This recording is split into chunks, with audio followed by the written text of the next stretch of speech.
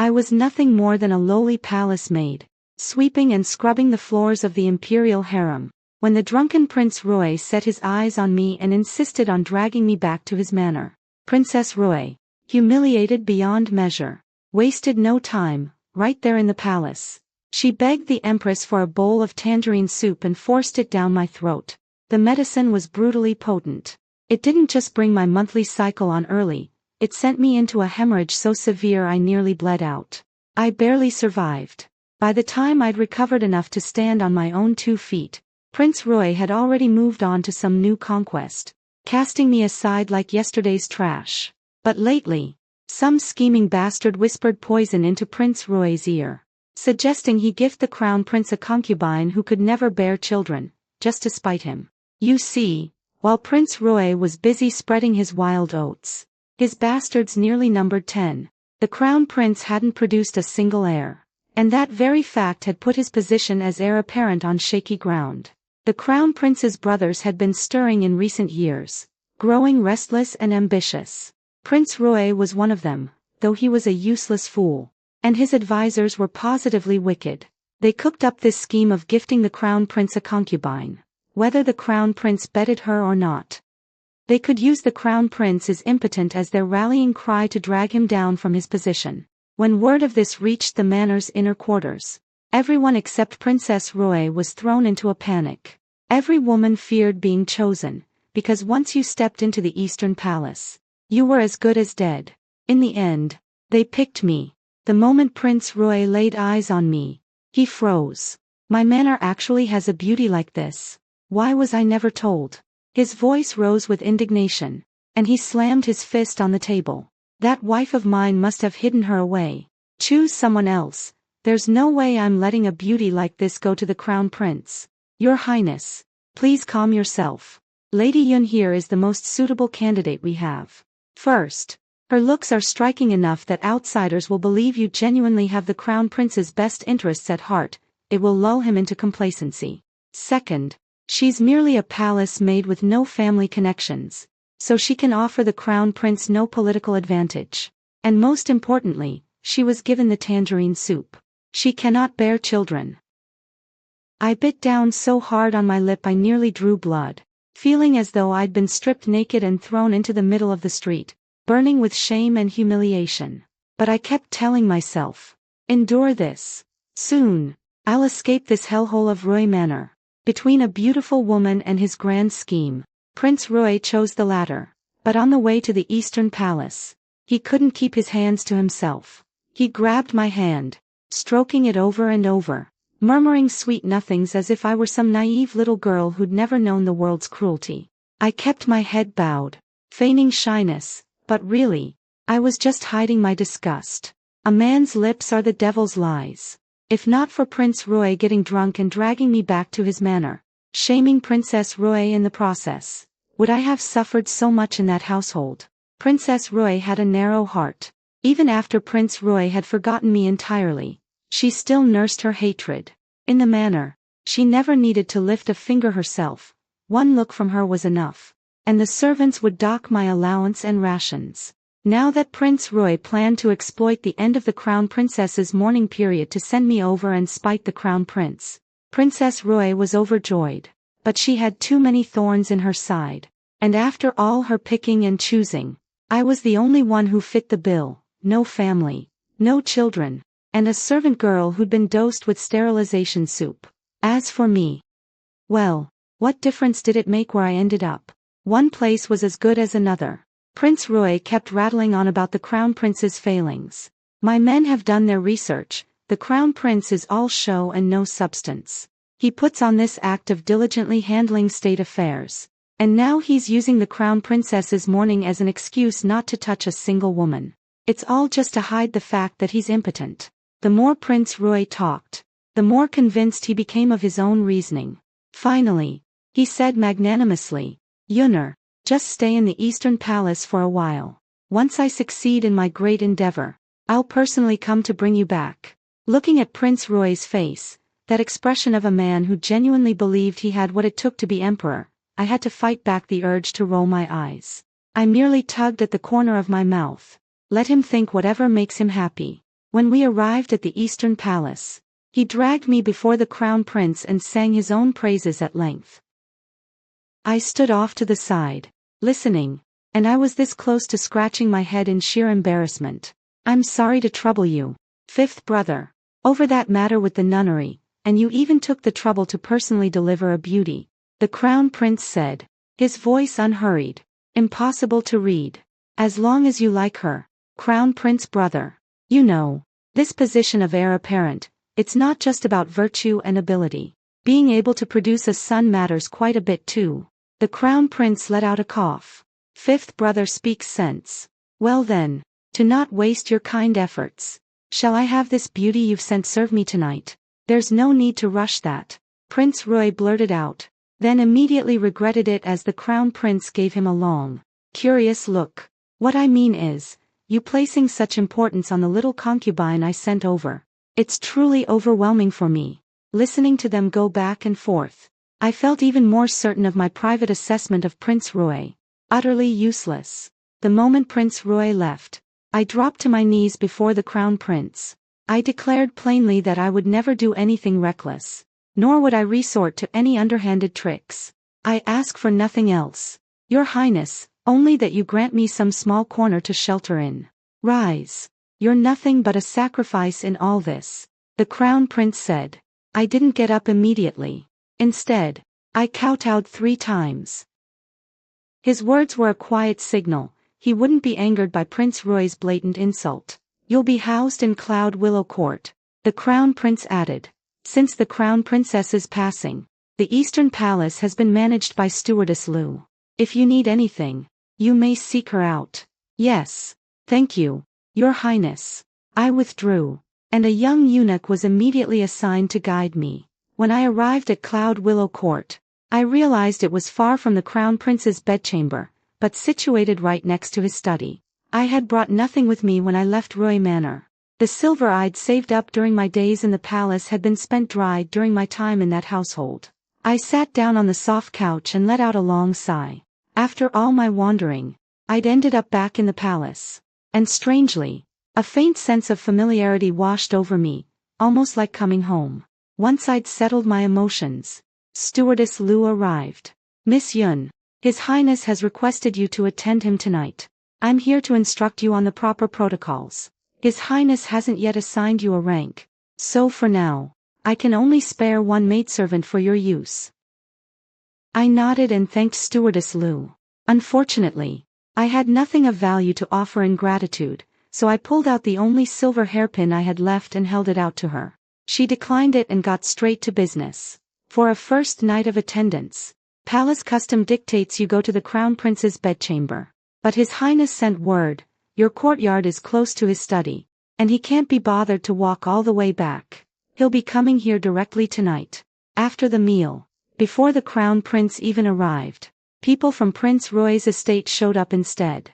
The young palace maid assigned to me by Stewardess Lu hurried in to announce their arrival, and I gave her a small nod.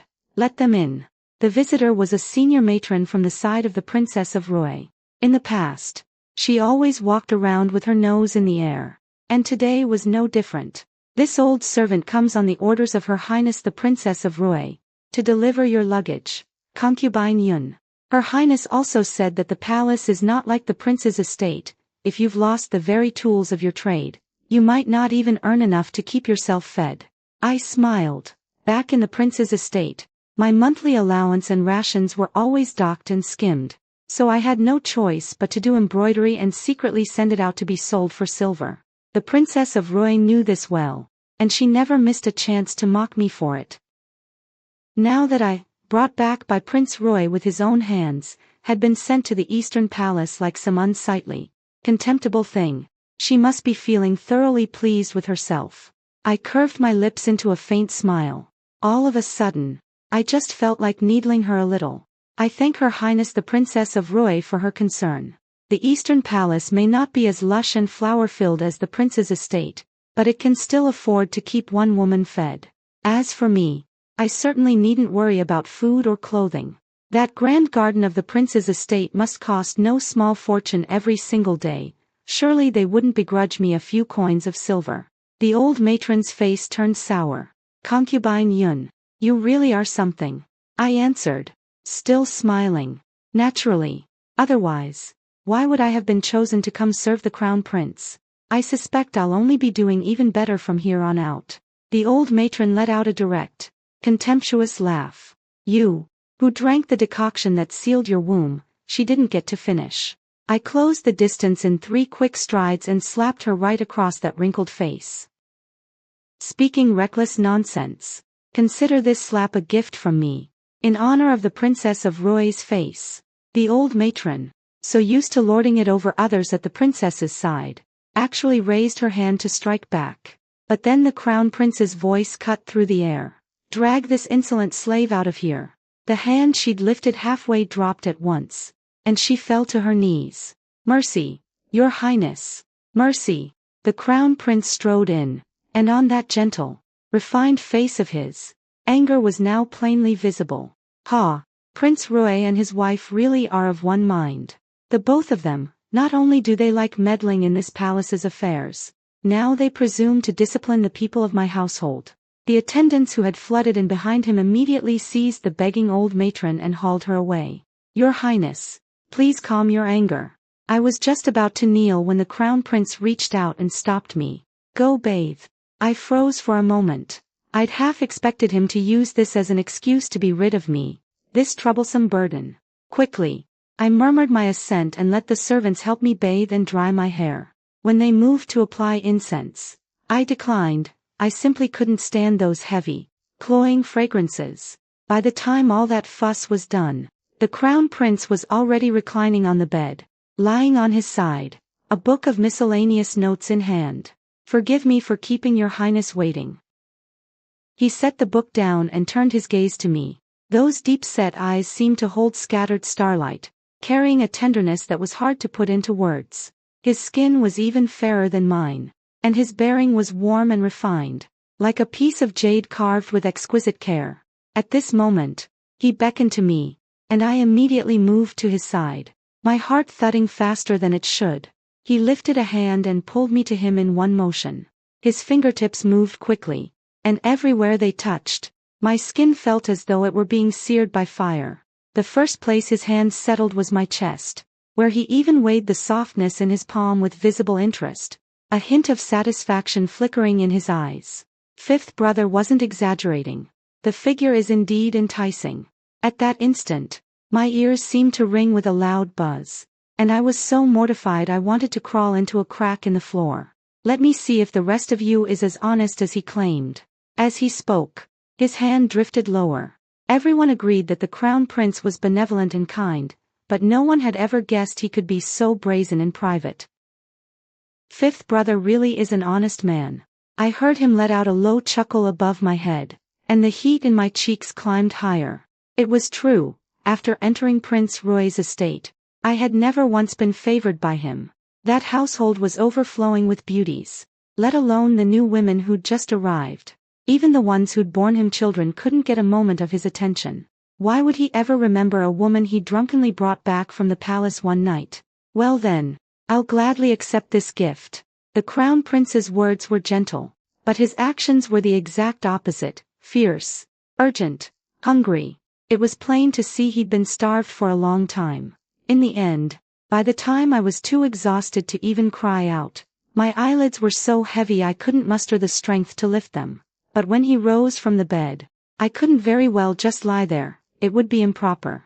I gritted my teeth and tried to push myself up, but my body simply refused to move.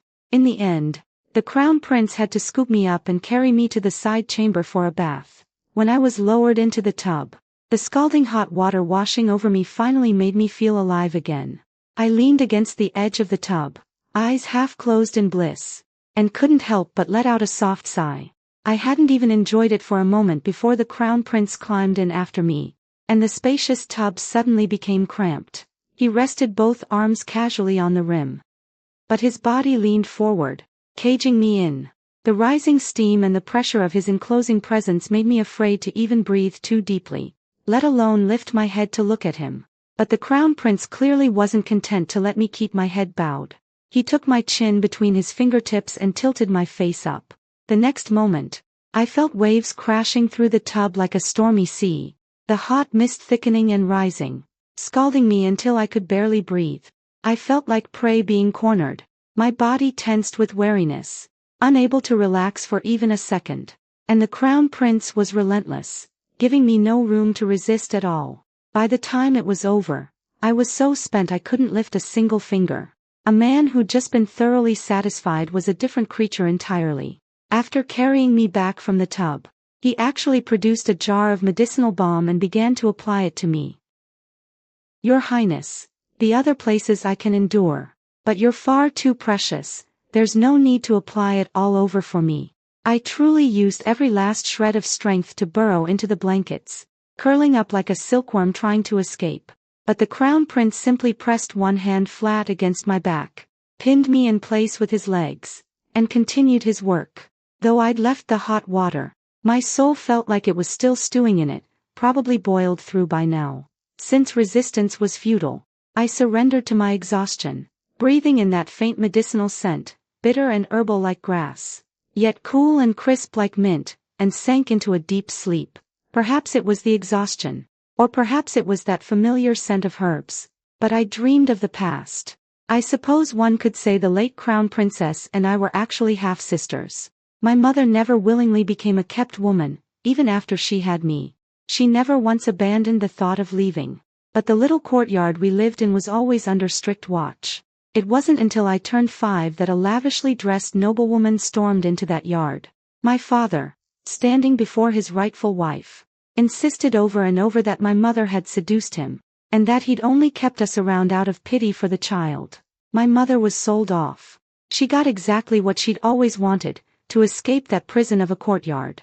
And as she left, she never once looked back at me. I, on the other hand, was sent behind another set of high walls, handed over to an old woman with a hoarse voice and a white veil covering her face.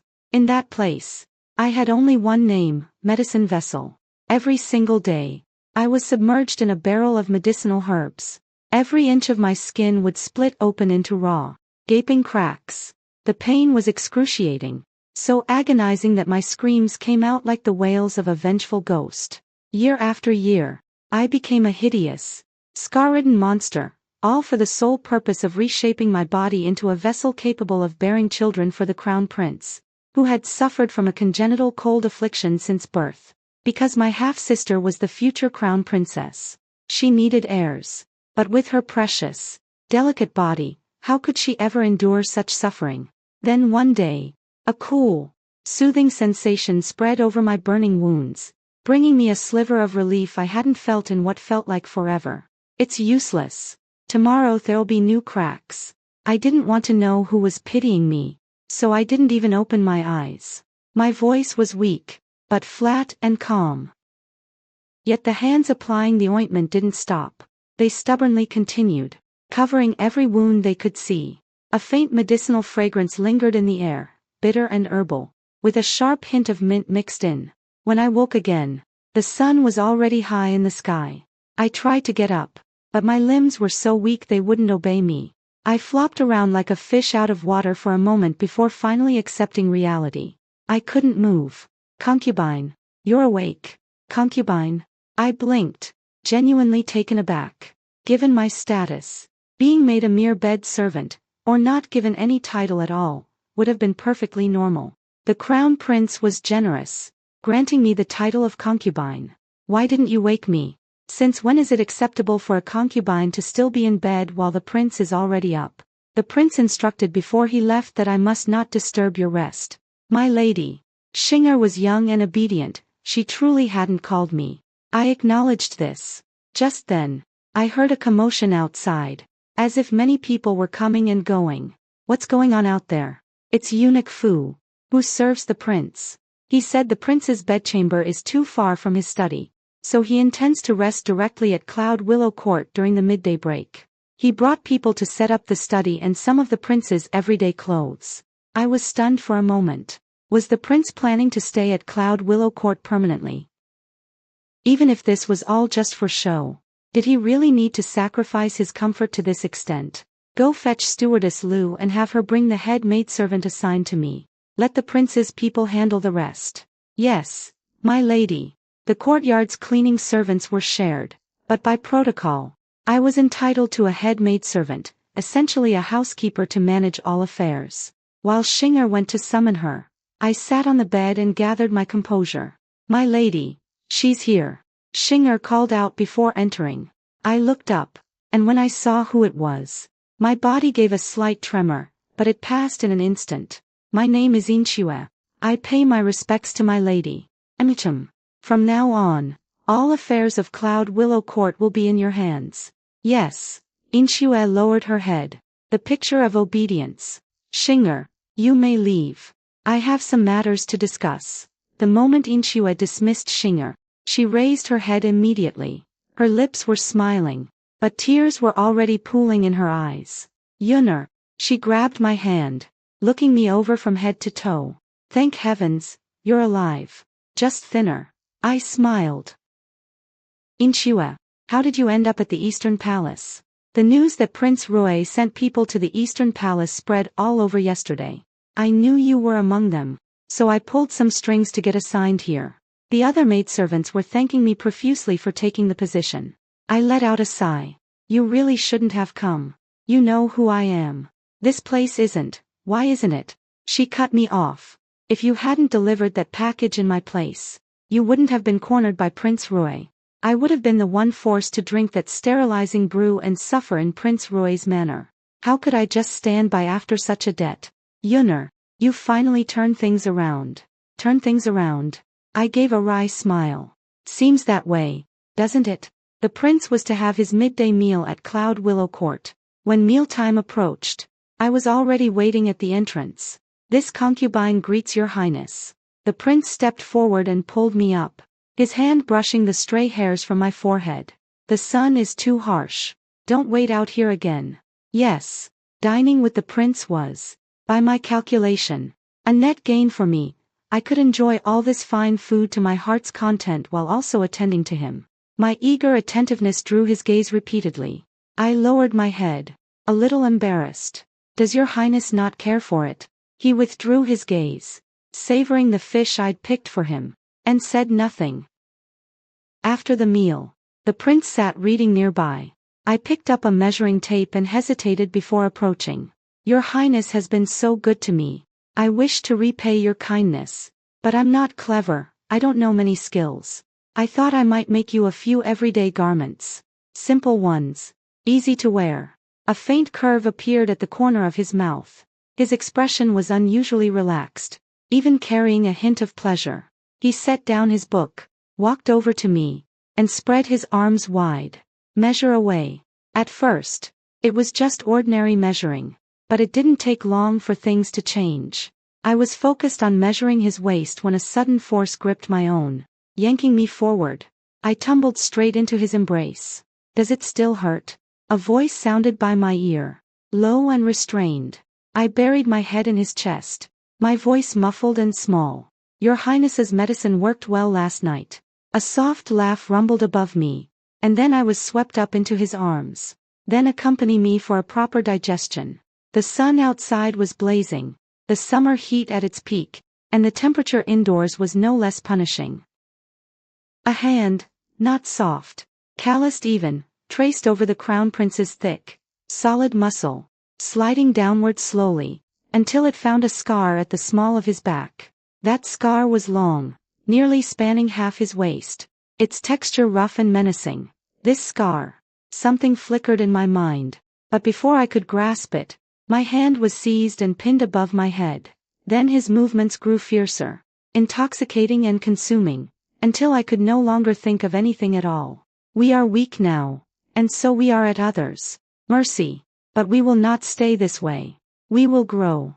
We will seize every chance to climb, and once we climb high enough, no one will ever control our fate again, or trample us like ants beneath their feet. The boy always wore a mask, but his eyes burned with defiance and ambition. At the small of his back was a scar that had nearly cut straight through his waist, vicious and hideous. The crown prince has fully recovered. Do you know what that means? Year after year, the old woman's back grew more hunched. She stood before me, Her eyes filled with the same defiance and regret. All these years of effort.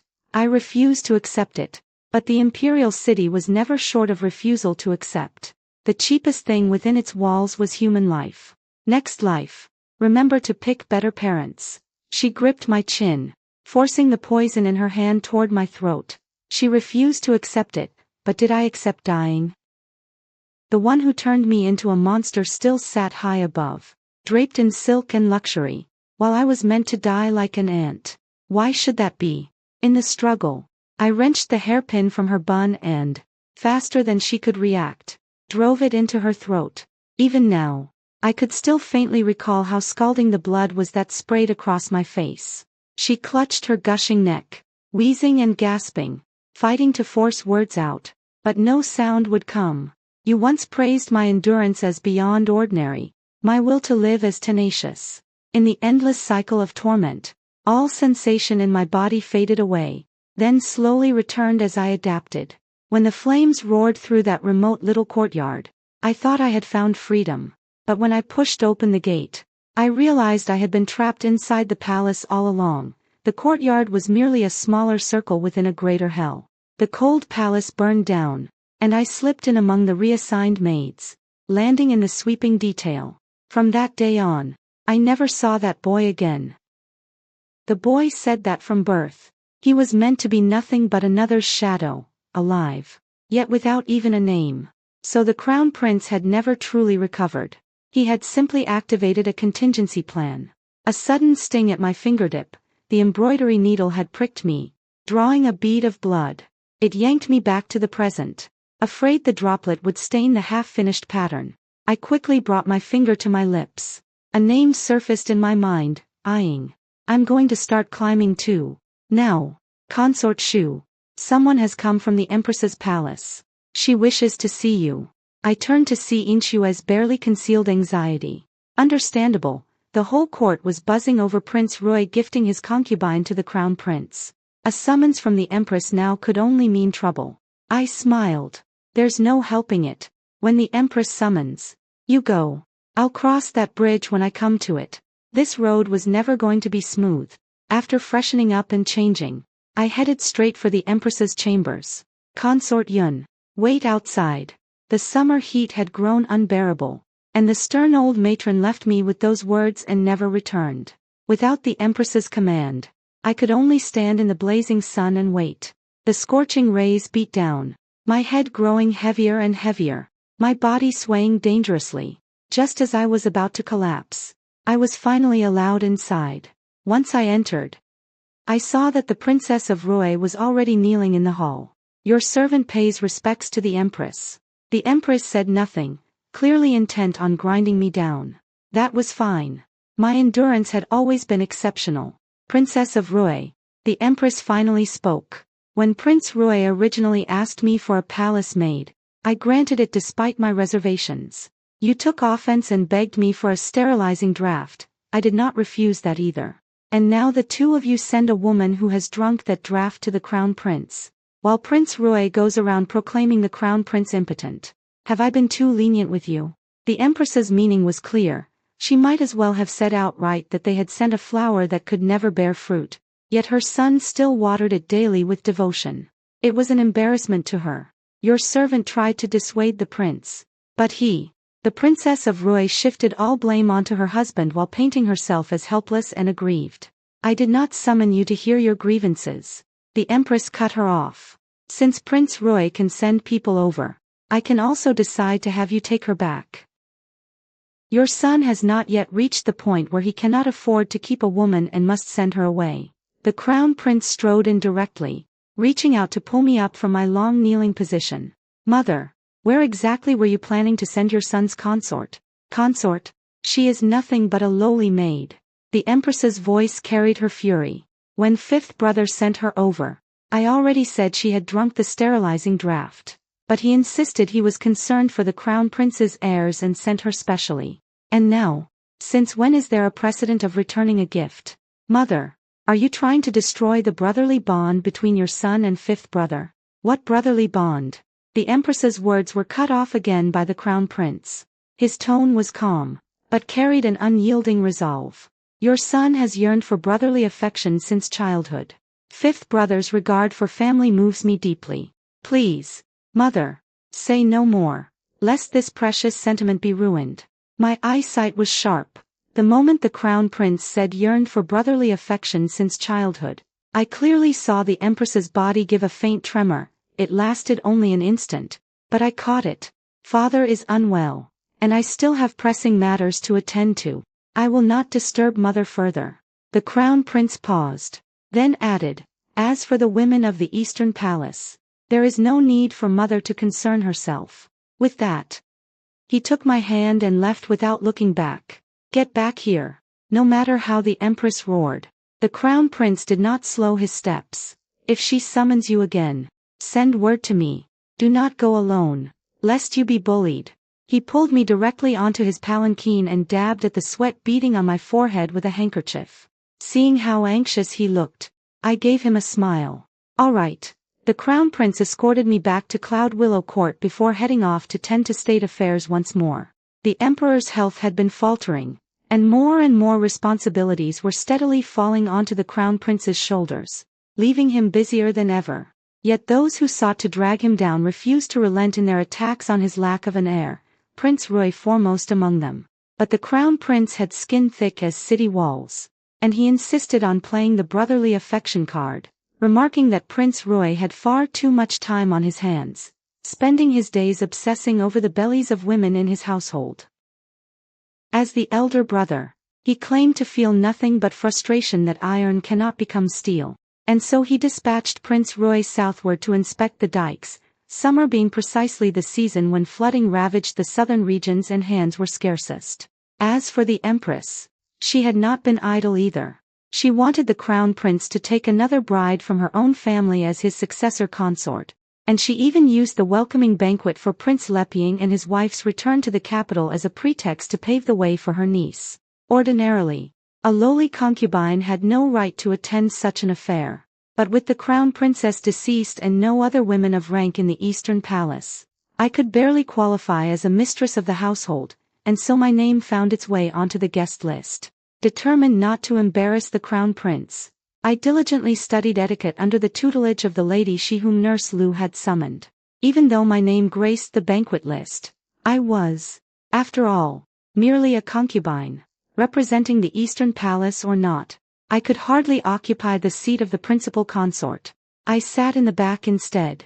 That suited me fine, no one would gawk at me like a caged monkey, and I could mingle among the crowd, eating and drinking to my heart's content while eavesdropping on the idle chatter of the unfamiliar noblewomen around me. This Princess Leping is something else, I tell you. Word has it she was a maidservant sold off by her master's household, and she'd even borne a child before. On the very road to be sold, Prince Leping spotted her and brought her back to his estate. I've heard the same from my father. Prince Leping spent years on the battlefield and never cared for marriage. But he took one look at this woman and fell head over heels. He immediately petitioned to make her his princess.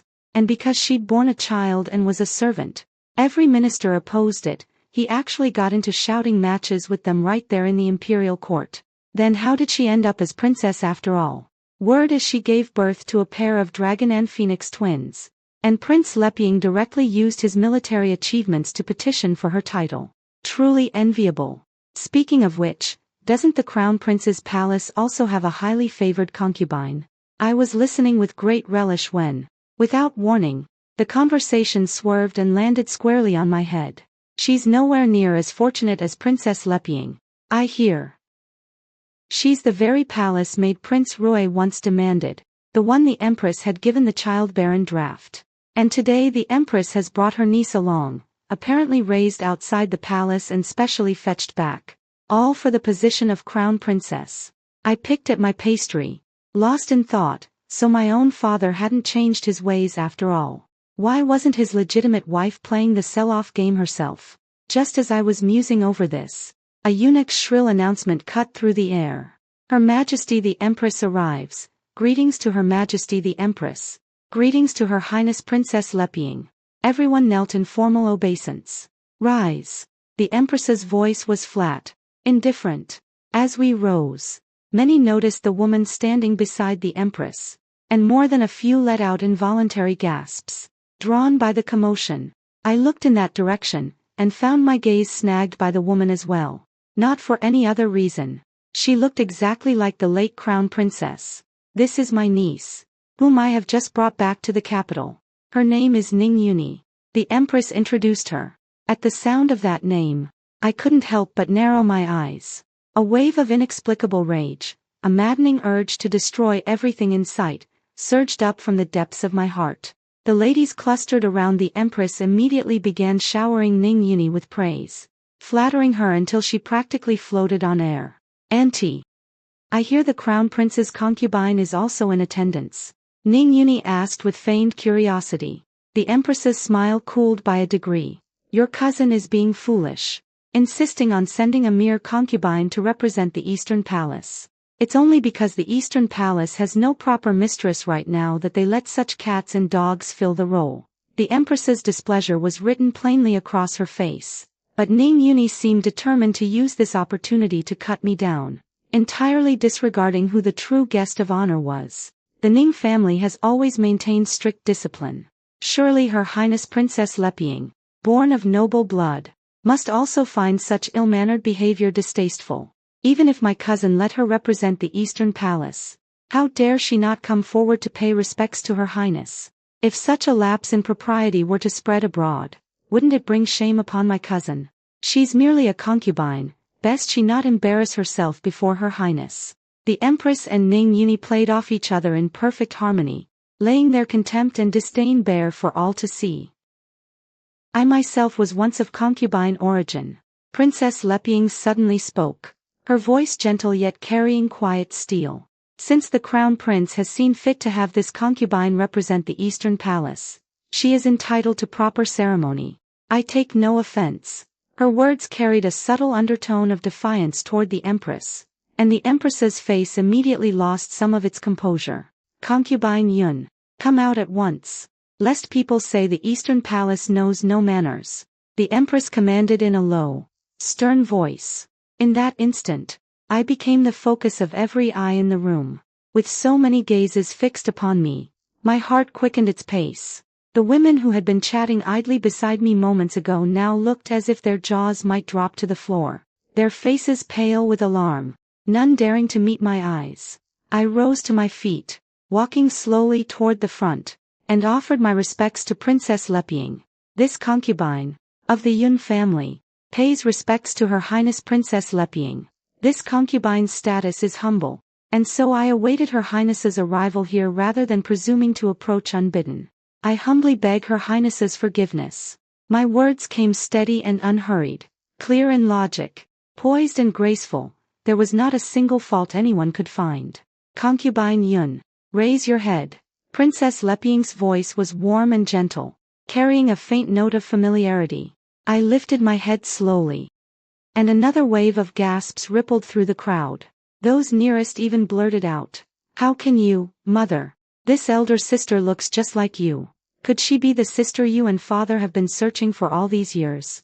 The little girl beside Princess Leping was perhaps 7 or 8 years old, her hair styled in 2 round buns, with a pair of large, dark, sparkling eyes that were simply lovely. Princess Leping reached out and gently ruffled the girl's hair, then turned her gaze toward me, and her eyes suddenly welled with tears.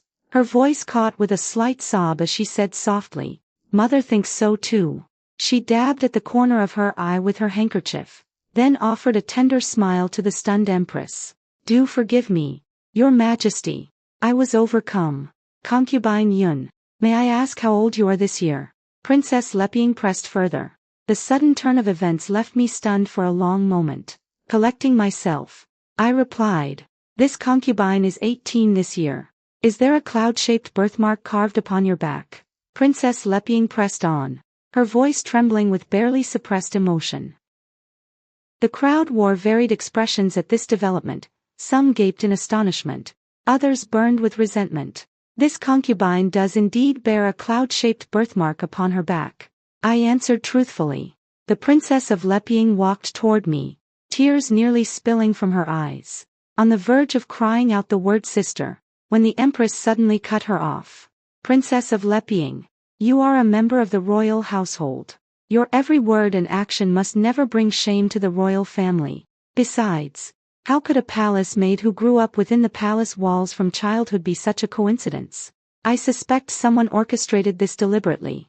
As she spoke, the empress kept glaring at me, all but accusing me outright of harboring ulterior motives. Your Majesty speaks wisely. This concubine was simply too overcome with emotion. The Princess of Leping replied dutifully, yet she walked straight up to me and seized my hand without hesitation. Nanny Lin, however, dispatched a maid to inform the prince of her whereabouts and request his presence, insisting that once the prince arrived, she would surely have a solution. The Princess of Leping patted my hand gently and drew me to stand beside her. The Empress had originally intended to pave the way for her own niece through this gathering, but instead, all the attention and whispered speculation had fallen squarely upon me. The Empress's expression soured. Yet she strained to maintain control of the situation. Then we shall discuss this further once the Prince of Leping arrives. Let the banquet commence. Everyone, do not let such trivial matters ruin the mood, and do not keep the young ones constrained. My emotions were a tempest, rising and crashing without reprieve. Standing beside the Princess of Leping for so long, I still hadn't recovered my composure. In my memory, my mother had indeed been a gentle woman, her voice soft and warm, yet toward me, she had always been cold, her face set in a stern mask, because my existence was what had trapped her in that small courtyard, a hidden mistress who could never see the light of day. On the day she was sold away, she had smiled with such radiant joy. Even if the road ahead was hell itself, it could not dim the exhilaration of regained freedom. The delight had spilled out of her eyes. Lost in my thoughts, I suddenly felt a small hand tug at mine. Looking down, I met the bright smile of a little girl. Sister, come sit with Yenner. Yenner likes you. The girl was just about to lead me to her seat when Ning Yuni, who had been at the Empress's side, suddenly darted over and sneered. Little princess, nothing is set in stone yet. Don't let yourself be fooled by someone with such scheming intentions. With that, she shoved me aside with considerable force. I stumbled backward several steps, and to my horror, there was a short flight of steps behind me. I cried out as I toppled backward. Sister, the steps were shallow and long, so I didn't tumble all the way down, but my elbow struck the ground first, and then I crashed down onto my rear. Concubine Yun, in front of all these people, must you resort to such despicable tactics? Ning Yuni struck first, pointing at me and shouting loudly, drawing countless eyes. The searing pain that shot through me in that instant left me without even the strength to open my mouth. I only felt wave after wave of warmth rushing downward. My skirts instantly soaked through. Someone shouted, "It's blood! Concubine Yun is bleeding so much. What's going on here?" A hearty, gruff voice rang out across the entire banquet hall. The Crown Prince, through the path the crowd had parted, saw me collapsed on the ground, unable to even voice my pain.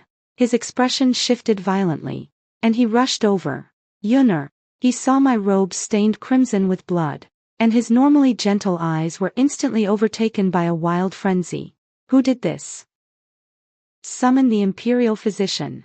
Your Highness, please do not move her for now. A matron stepped forward and said, this appears to be signs of a threatened miscarriage. We must wait for the physician to administer acupuncture, and then she will need careful bed rest to protect the pregnancy. What threatened miscarriage? She drank the sterility decoction before. Ning Yuni shouted in loud rebuttal, and even after drawing the Crown Prince's furious gaze, she refused to back down. Cousin Crown Prince, this is clearly a fabrication. Enough. The Crown Prince roared. I will get to the bottom of this personally. He held me tightly, his voice softening as he soothed me. Do not be afraid. I am here. The imperial physician and his female assistant had been waiting in the side hall all along. Now they hurried over with their medical kits, and upon seeing the situation, immediately began applying needles. Quickly, move the concubine to the adjoining room, and have someone brew a bowl of miscarriage-preventing decoction for her to drink. The physician's words served as a declaration to all present. The Crown Prince's concubine, Lady Yun, was now with child. What happened afterward, I knew nothing of. After the physician administered the acupuncture, I fell into a deep sleep. When I woke, I was in the Cloud Willow courtyard, and a full day had passed. There was still a faint, dull ache in my lower abdomen. I didn't dare move recklessly. I pressed my lips together, about to call out for someone, when I heard the Crown Prince's voice. Yunner, you're awake. He strode quickly to my side, slowly helped me sit up, and tucked several soft pillows behind my back for support. How do you feel? Am I really pregnant? I still remembered the large patch of blood that had soaked my skirts before I fainted. Somewhat incredulous, I reached out and placed my hand over my lower abdomen. I couldn't help but wonder, could this be a misdiagnosis? Or were they using me as a tool to drag the Ning family down, claiming this on purpose? The Crown Prince smiled, laid his palm over the back of my hand, and leaned down to meet my gaze. It's no misdiagnosis. We truly have a child. This will be our first blood relative in this world. He paused, then continued. Those who gave birth to us, only to abandon us in that small courtyard, they have long since severed any bond of kinship. Even if they regret it one day and seek to make amends, we will never accept it. But this child is different. This is the new life that two broken souls, clinging to each other in hell, have together longed for. I looked at the man before me and smiled, calling out the name I hadn't spoken in so long. When he was young, he had once told me he had no name, that he was merely a shadow of others. But I had said to him, then, Ying shall be your name. You are a shadow now, but only for the time being. One day, you will step into the light and become someone others look up to. His palm slowly tightened, enveloping my hand entirely. His Adam's apple bobbed, and at last he breathed out two words. It's me. I'm sorry. Back then, the Eastern Palace was riddled with spies, and I couldn't reveal myself to you, he explained. Years ago, the Empress, in her bid for favor, resorted to framing others. She gave birth to twin sons, but her body was so damaged that she could never bear another child. However, twins cannot ascend to the throne. Unwilling to accept this, she hid one of the children away, but in doing so, she reaped what she sowed. Both children were born with a cold toxin from the womb, making it difficult for them to sire heirs. Once the chance to contend for the throne finally arrived, how could the Ning family let it slip away? So they schemed meticulously, placing the Crown Prince, Shen Junyao, in the open for treatment, while I was hidden in the shadows, nameless, faceless, serving only as my brother's medicine man. If the Ning family wanted to preserve their glory, they needed a child carrying Ning blood. Treating the Crown Prince alone wasn't enough, so they planned to send their own daughter to him, hoping she would bear an heir. As he spoke, he kept watching my expression closely, afraid of distressing me, but I picked up where he paused. The Ning family wanted wealth and glory, but they worried their daughter might fail, or meet some accident in childbirth, and end up making a bed for someone else, so they sent their niece over. It's even possible my very birth was meticulously calculated by the Ning family. Yunner, Ying looked at me, tense. Don't worry, it's all in the past. I soothed her. Like you said, we grow up eventually. If they can't control us for a lifetime, they'd better be ready for us to turn the tables.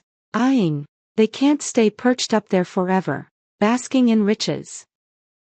At the very least, before this child is born, they all have to die. I know. Rest assured, before the child arrives, every obstacle will be cleared. By the way, who is that woman bearing my name, looking exactly like the former crown princess? Didn't Ning Yunxi die of illness? At the mention of Ning Yunxi, the man let out a scornful laugh, disdain dripping from his eyes. The Ning family truly are a bunch of cowards.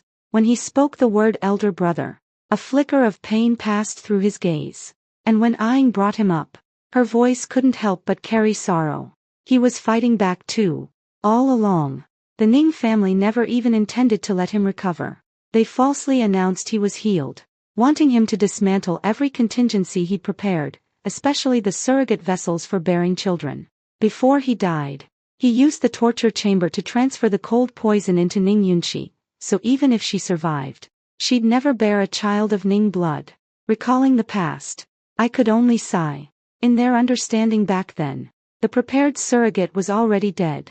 If they wanted Ning bloodline, they had to preserve Ning Yunxi. Since the cold poison hadn't fully taken root, the only option was to fake her death, smuggle her out of the palace, exhaust every effort to cure her, then have her return as the niece, to become the crown prince's successor consort.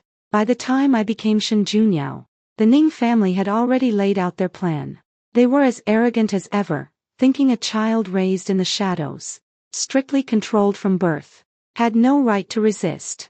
In their eyes, I existed solely to bear their bloodline, to be pushed onto the dragon throne, to carry on the Ning family's glory. That's exactly why they used the crown princess's year of mourning as an excuse to refuse any woman entering the Eastern Palace, giving me a full year to scheme. The moment mourning ended, Prince Roy shoved me in under the pretext of heirs. If that isn't fate, what is? Your Highness, Prince Leping and his consort have arrived. Eunuch Fu's voice sounded from the doorway, cutting our conversation short. Leping's consort, she was arranged by you. I thought of her behavior at the banquet. She truly was my mother, but just now she seemed to hesitate, as if weighing how to begin. Consider it mutual benefit. I reached up, brushing the back of my hand against his cheek, finding it faintly amusing. What's there to be shy about? Mutual benefit. Sounds a lot easier on the ears than he searched for her desperately for years. Affection is cultivated. After all, and back then, she never chose to be a kept woman. Who could feel deep love for a child forced into existence? If that child was just one step in the Ning family's scheme, then I wouldn't feel a thing for them either. I'd even fight tooth and nail to destroy those people before the child was even born. But Aang hated hearing me talk like that, cutting myself to wound others. He quickly changed the subject. Soon. They'll pay soon enough. I've always believed what Aang says. Holding the crown prince's seat isn't just about wearing a mask and imitating his brother's ways, it's rooted in the fact that he's simply strong enough. Invite Prince Leping and his consort in. Don't keep them waiting. I helped straighten Aang's slightly rumpled robes, then called for Eunuch Fu to usher them inside. Uncle, Aunt. The crown prince's face was already adorned with that warm, gentle smile as he greeted them. I was about to offer my own greeting when Prince Leping waved me off. There's a child in that belly, no need for formalities. His voice boomed so loud my ears rang. Definitely the impression I had of him. As for Yunner's identity, I've already reported everything to His Majesty. Fate brought it about. Yunner became your secondary consort, and now carries your first child. Raising her to successor consort shouldn't be a problem. Then I thank Uncle for going to such lengths on Yunner's behalf. Easy, easy. I suppose that makes me your cheap father-in-law now. Come, let's share a few cups over there and let the ladies talk. Prince Leping seemed intent on giving his consort some private time with me. Then I'll entrust Yunner to your care. Aunt. When only I and Leping's consort remained in the room, neither of us spoke first. The awkward silence stretched on until she finally broke it. These years. They must have been hard on you, weren't they?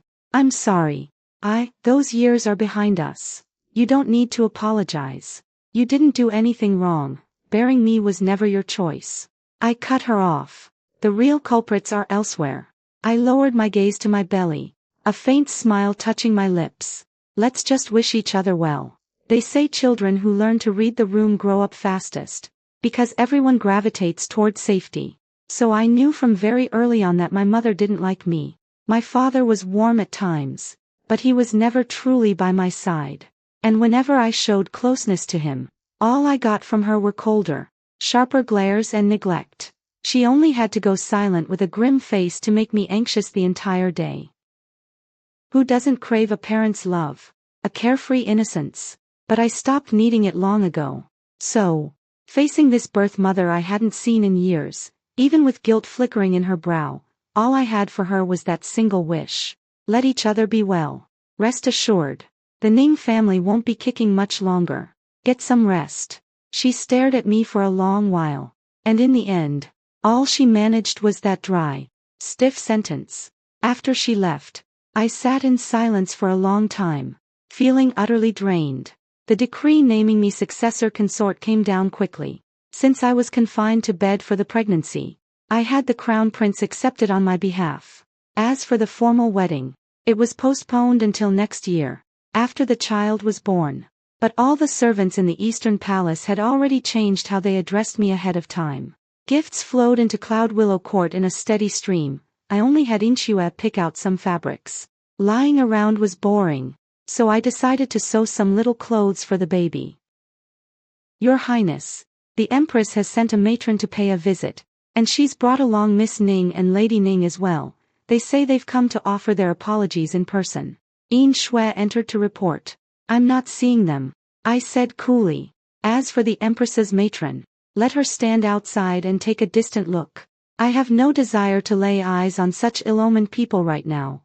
It would only spoil my appetite. Shui took the orders and went to handle it, but before long, a ruckus erupted from outside. Ning Yunyi was forcing her way in.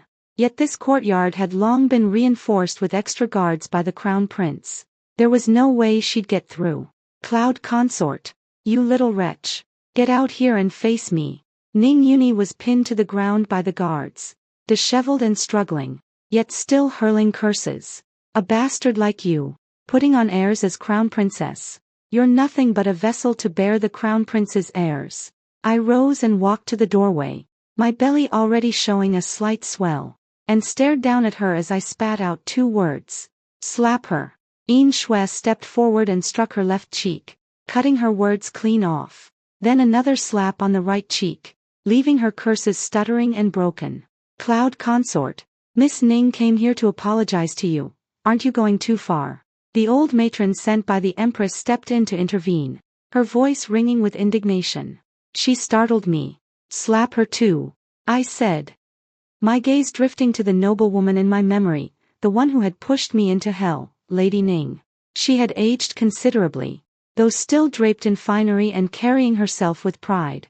The weariness was hard to mask. She must have realized by now that the daughter of that mistress had climbed her way up, and fear had begun to set in.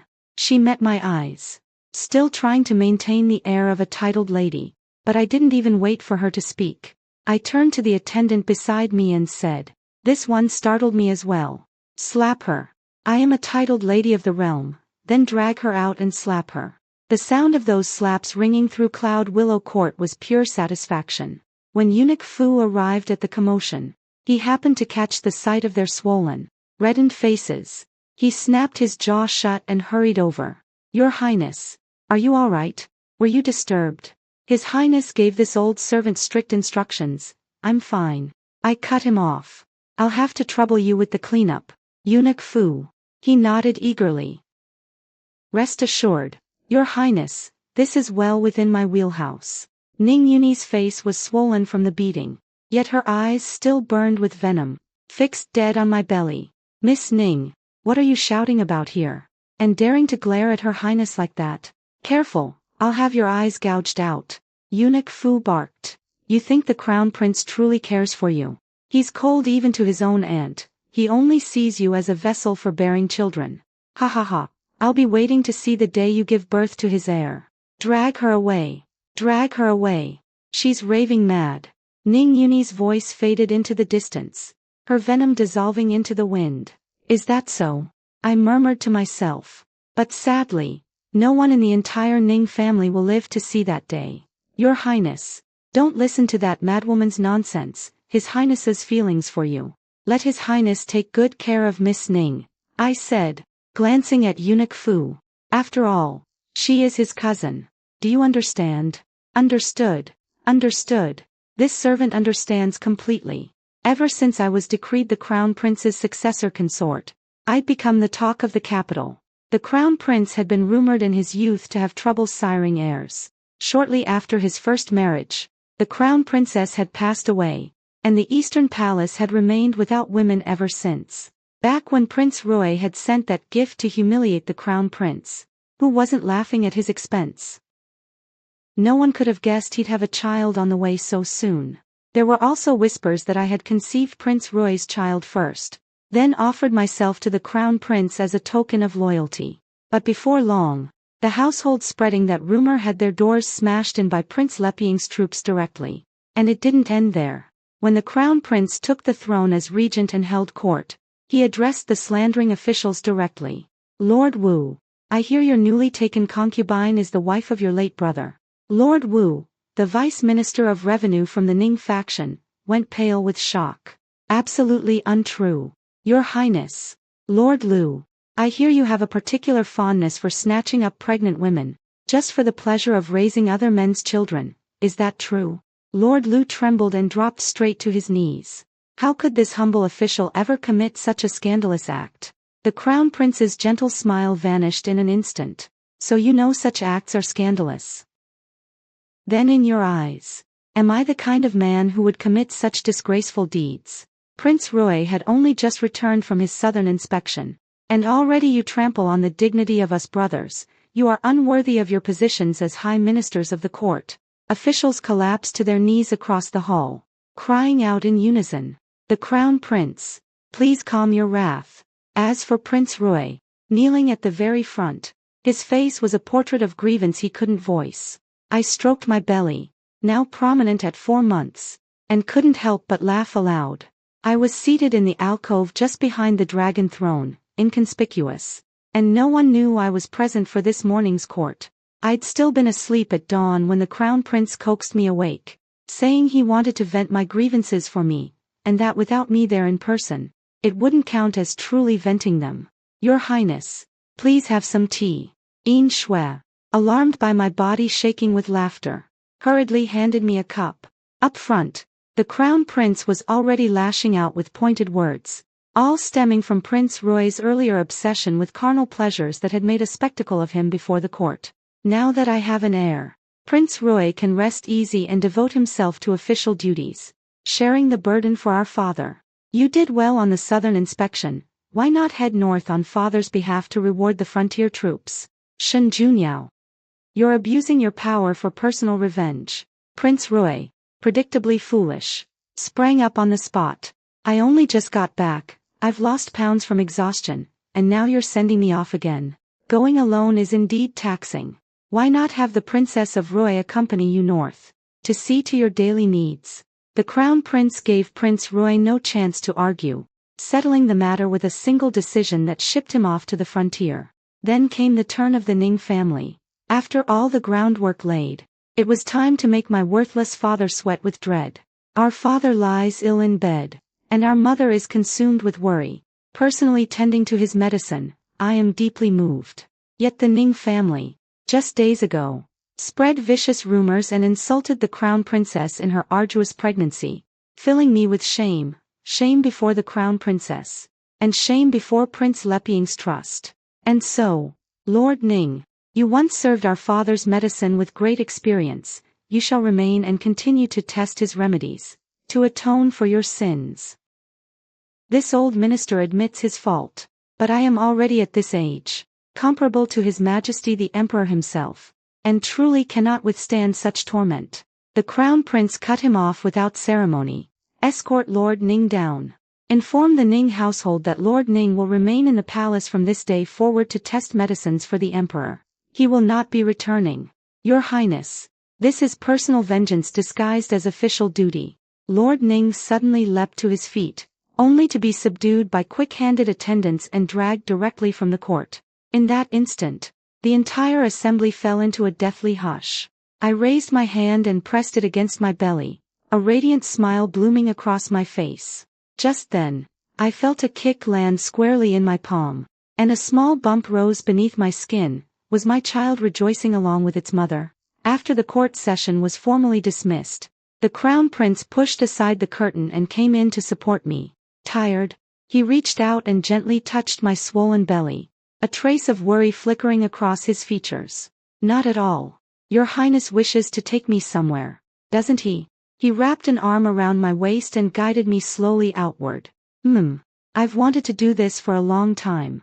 But the imperial physician said earlier that you needed 3 full months of quiet rest to secure the pregnancy, so I kept putting it off. Otherwise, do you think I'd have allowed them to keep strutting about for all these days? He helped me onto the palanquin. And I laughed softly. Then let's settle this swiftly. I don't fancy carrying twins and having to make multiple trips, it's far too exhausting. Once he was seated beside me, the crown prince gave the order. To the cold palace. The cold palace at this moment was anything but quiet. You filthy slaves. Who gave you the right to seize this consort? My daughter is the current crown princess, send word to her. And she will surely come to save me. When the gates of that small courtyard, rebuilt after being devoured by fire, were pushed open from the outside once more, time seemed to fold in on itself. I could almost see the younger version of myself, dragged to this very place as a child. Einar, it's your father. Do you remember how much I doted on you when you were little? The moment that worthless father of mine laid eyes on me, his own lit up with desperate hope. He struggled against his restraints, trying to rush toward me, but could not break free no matter how he fought. The empress beside him was also shrieking. Unfilial wretch. If I had known this would happen, I should have strangled you the moment you were born. Strangled? Ha! You never even deigned to give me a name, to this day. All you can call me is unfilial wretch.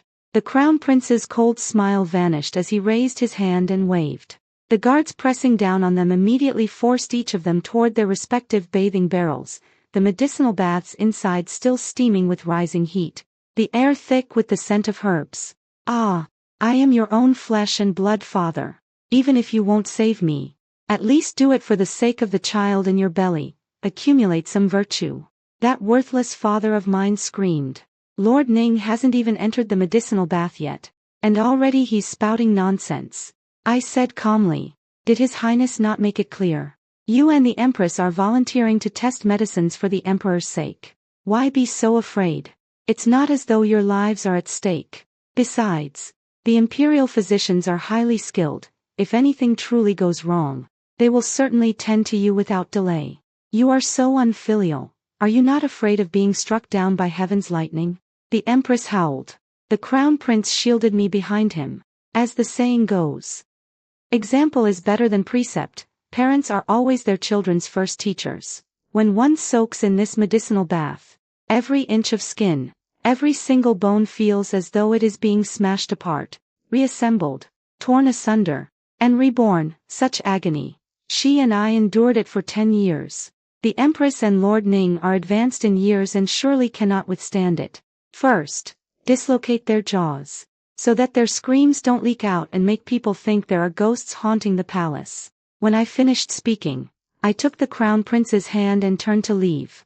The curses behind us dissolved into screams, and the screams eventually faded into garbled, incoherent whimpers. Their days from now on would rot away in this place. But the new life of me and Aying was only just beginning. When the gate of that small courtyard in the cold palace was sealed shut once more, it locked away all the howling and suffering in another world entirely. Our hands clasped tightly together, neither of us speaking. We simply walked forward slowly, like two shattered souls, standing under the blazing sun, mending each other's broken pieces, gradually fusing into one, leaning on each other until the end of time. The following year, I gave birth to a pair of twin sons. The delivery was grueling. Though they were twins, the two brothers' birthdays fell a day apart.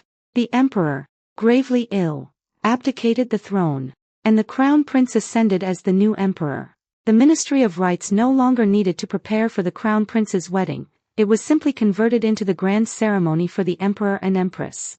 Over the past few years, Prince Roy had been dispatched to run all over the realm, never enjoying a proper rest in the capital. He had transformed from a dashing young gentleman into a weathered, rugged man. The emperor hosted a banquet in his honor, his face still carrying that spring breeze smile. Yet his words struck like poisoned blades. The empress and I being where we are today, we truly have much to thank fifth brother for. The emperor raised his cup toward Prince Roy. You came back from the north 2 years ago, then went straight to handling the floods in the south. Now you've barely returned, and you even missed our grand wedding. Stay in the capital and rest, until spring comes next year. The empress has just been found to be 3 months pregnant. Come next spring, I will be unable to leave. You will go west in my stead. Prince Roy's entire body trembled. All defiance drained from him, and he burst into tears on the spot. Elder brother, your younger brother was wrong, truly, utterly wrong. Please, spare me. I nearly laughed out loud. No matter how Prince Roy wailed and confessed his faults, he could not escape his fate of being sent west to inspect the frontier the following spring. But before he departed, the emperor deliberately had someone deliver the news that I had given birth to another pair of twins, a boy and a girl this time. According to the servant's report, Prince Roy had been weeping with tears and snot streaming down his face. But after hearing the news, his expression turned to utter despair. He silently boarded his carriage, and the Princess of Roy followed him onward as they continued their journey. Thank you for watching. And if you enjoyed this story, please hit subscribe to show your support.